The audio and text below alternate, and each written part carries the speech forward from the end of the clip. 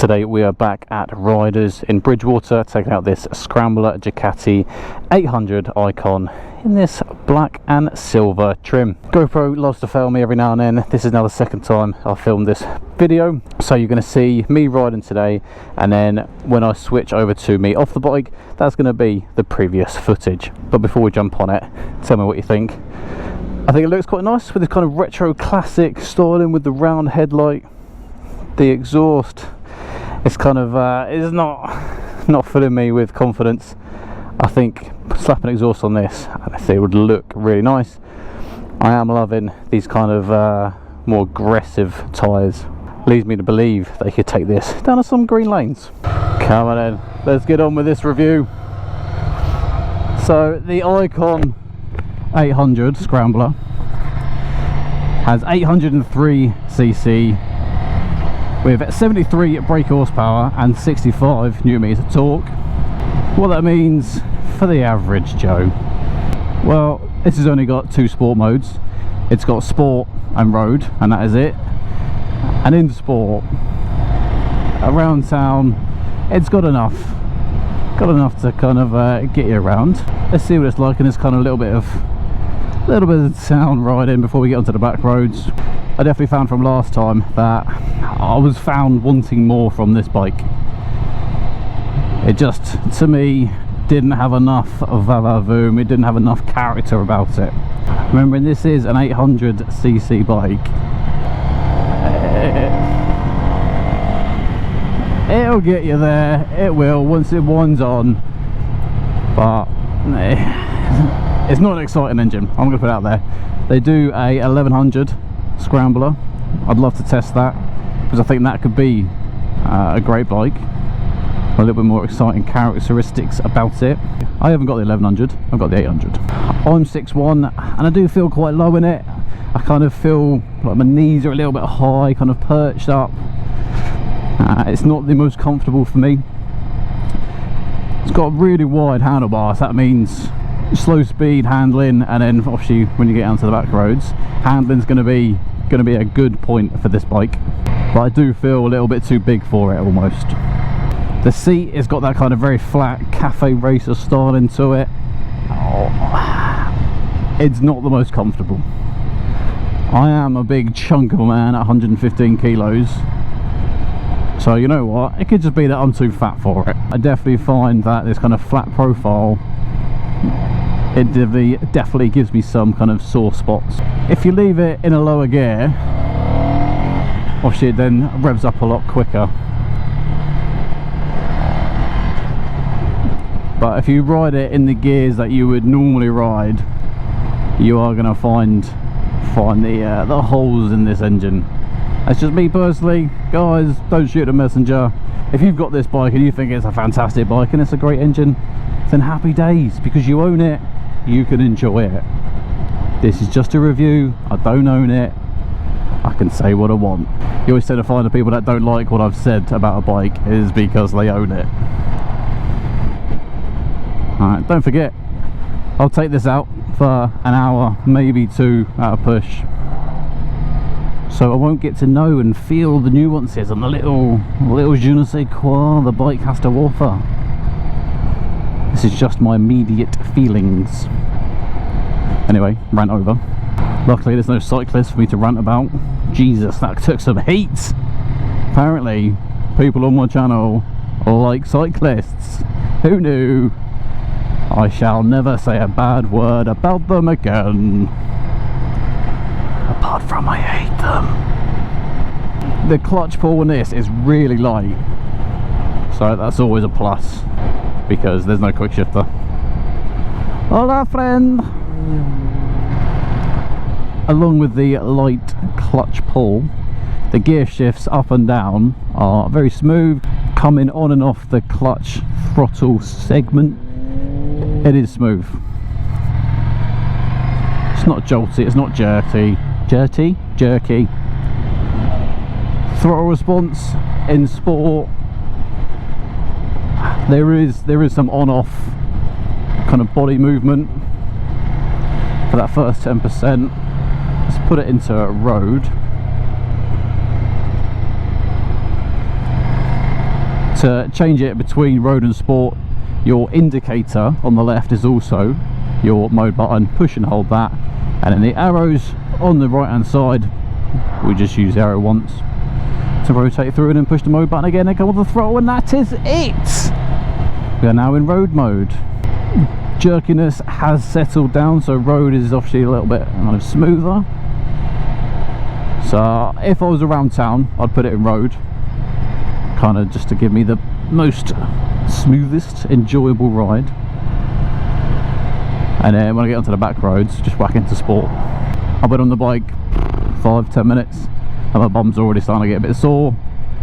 I have been on the Multistrada V4 Rally this morning, and I rode down here, so I have been on a bike seat for a few hours this morning already, so that may be the problem, but it's not.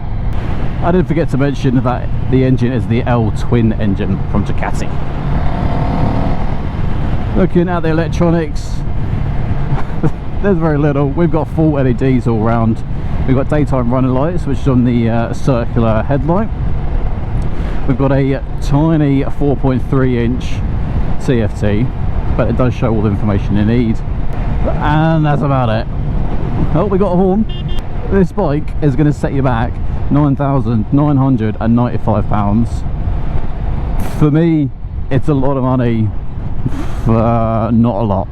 Nice thing to see is there is 9 different colour options, so you could literally have a different colour of this bike every day of the week. That's the problem I find, is a bike like this where there's not really much to it.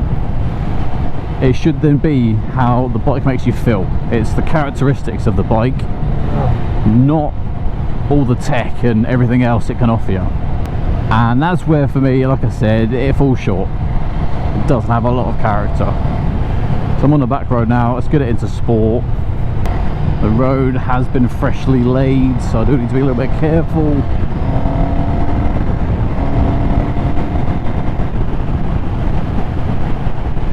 One of those engines where you need to use the gears to your advantage. You need to rev it, and you need to play around with the gears up and down, just to get a bit of fun out of it. I've said I feel quite dominating over this bike, and like I'm sat quite low in it. That's not going to help or be helped by the seat height. I believe it's 790 or 795 mil, which is low. It's really low. I think there's also a lower seat option of like 780, and then there's a higher seat option of like 805, 810. So if you are a shorter rider or a beginner rider, this would do you nicely. I'd personally have to say, if you're a more experienced rider or a taller rider like myself, this isn't going to be for you. But like I said, I take my word for it. Go and test it. Obviously it's got no screen, so there is no wind protection, which, you know what, sometimes I prefer, because then you're going to get that clean air hitting you across the chest. We've got a single disc up front on the brakes, Brembo calipers, and the initial kind of bite point, it's very soft. Like, there's a lot of play there before the pads have even started to bite. However, if you really want to stop and you're getting on it, they will do the job. But for me personally, I like to have a little bit more on that initial pickup. But like I said, you have only got a single disc up front. As you can tell, between my legs, there's not a lot there. I'm talking about the tank. So this has only got a 13.5 litre tank on it. You are going to get over your 100 miles on this tank, depending on how you ride it. But that small tank also keeps the weight of this bike down. This bike weighs 191 kilos, which means you can throw it around on these back corners, and that's where you can start to have a little bit of fun. So going back to the brakes, the front disc is a single 330 and the rear is a single 245mm. Hey, take it as she comes. You can upgrade them if you want. I believe the suspension is 41mm. Upside down, folks.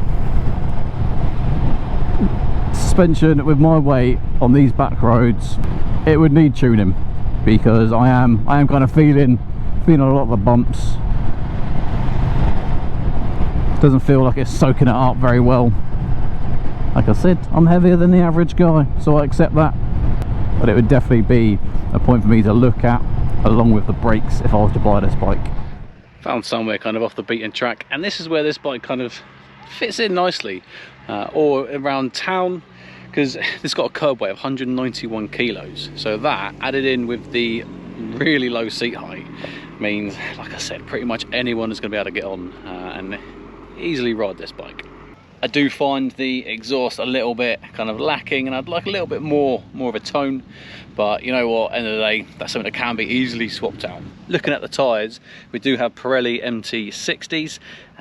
They are quite aggressive for the road. They are kind of verging on a little bit of off-road, but on the road I've had actually no dramas, so I wouldn't need to change these. I'd use these, and especially you'd be able to take this down a little bit of green lane.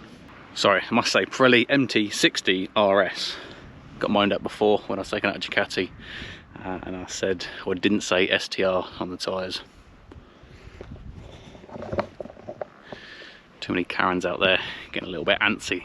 I don't do the full name of the tyres. I'd definitely be interested in testing out the 1100 over this bike. For me, it just feels like there's something kind of missing. There's not that wow factor, there's not the fun factor with this bike. And especially for a price tag of just shy of £10,000, I want a little bit more. There's nothing really else to cover off with this bike, so let's get back out on the open road. Mirrors, they're okay. I can see probably 75% behind me, and they're not vibey. So, you know, a plus for the mirrors. You've got multiple different scramblers. Like I said, you got the 800 and you got the 1100. So you'd have to go into Ducati and see which one floats your boat. Does the 800cc give you enough, or do you want a little bit more? And you start looking at the 1100. Well guys, this has been a pretty quick riding review. Like I said, I've done it before, that's why some of the footage may not marry up very well. But thank you very much for watching. There are riding reviews coming out weekly. If you did like it, like the video, more importantly subscribe to the channel. And nothing else to say, but get out there, get on two wheels, enjoy yourself, and ride safe.